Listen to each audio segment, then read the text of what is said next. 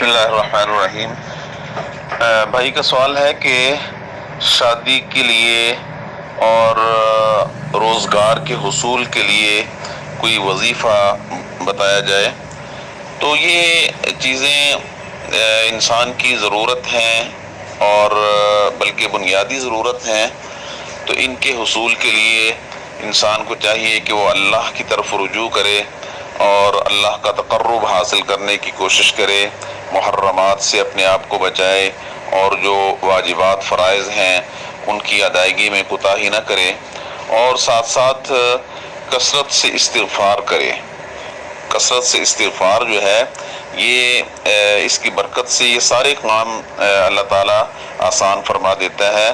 تو صبح و شام کثرت کے ساتھ استغفار کیا جائے، استغفر اللہ واتوب الیہ، استغفر اللہ واتوب الیہ۔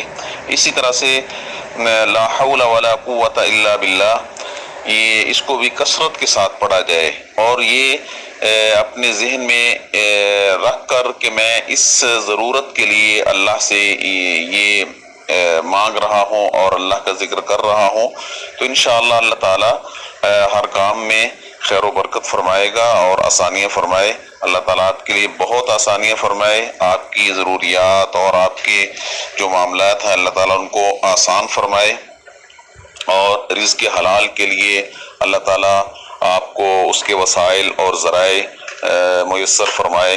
واللہ اعلم۔ السلام علیکم ورحمۃ اللہ وبرکاتہ۔